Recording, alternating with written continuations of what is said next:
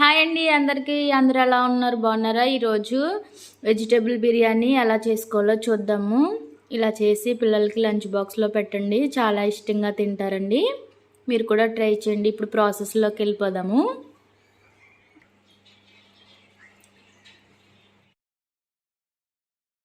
ఇది మా ఇంటి క్యారెట్టేనండి. ఈ పుదీనా కూడా మాదే, మిరపకాయలు కూడా మాయే.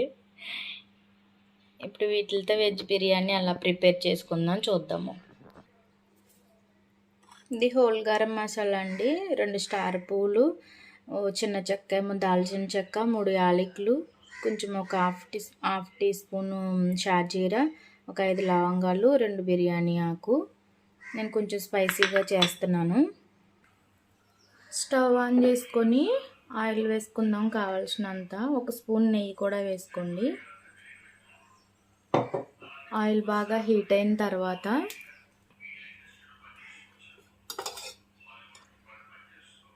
ఒక స్పూన్ నెయ్యి కూడా వేసుకుందాం.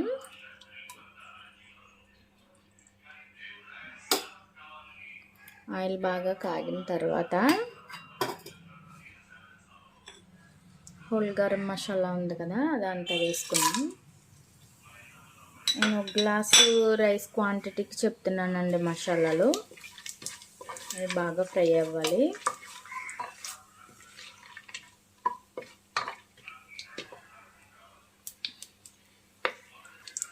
అవి బాగా ఫ్రై అయిన తర్వాత ఉల్లిపాయ ముక్కలు, క్యాప్సికమ్, పొటాటో, టమాటో, పచ్చిమిర్చి, పుదీనా కూడా వేసుకుని బాగా ఫ్రై చేసుకున్నాము. అవి మగ్గుతుండగా తగినంత సాల్ట్ వేసుకోవాలి.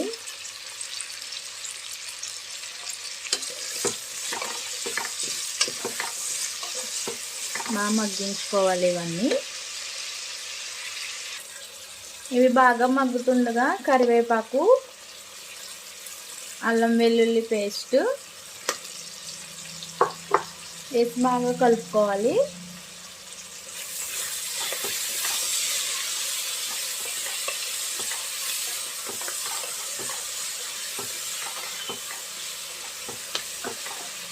ఇవి బాగా మగ్గుతుండగానే కొంచెం అంటే కొంచెం కారం, ఒక హాఫ్ టీ స్పూన్ ఉంటుంది వేసుకోవాలి. 1 spoon home made biryani masala, 1 spoon సరిపోతుంది. ఆల్రెడీ మనం స్పైసెస్ అన్నీ వేసుకున్నాం కదా. బాగా కలుపుకోవాలండి. నేను 1 గ్లాస్ బాస్మతి రైస్కి 1.5 గ్లాసు వాటర్ వేసుకుంటున్నాను. ఇంకా కొంచెం తక్కువ వేసుకున్నా పర్లేదండి, ఎందుకంటే మనం కుక్కర్లో చేసుకుంటున్నాం కదా. బాగా మగ్గిన తర్వాత వాటర్ వేసుకుందాం. ఈ గ్లాస్ తోటి 1 గ్లాస్ అండి, ఇంకొక హాఫ్ గ్లాస్ వేసుకుందాం వాటరు.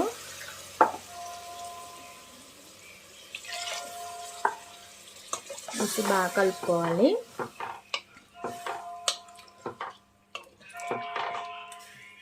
ఇప్పుడు దీంట్లోనే మనం రైస్ వేసుకుని మూత పెట్టుకుందాము. ఇది బాగా మసులుతుంది కదా, ఇప్పుడు మనం రైస్ వేసుకుందాము. రైస్ వేసేసుకుందాం.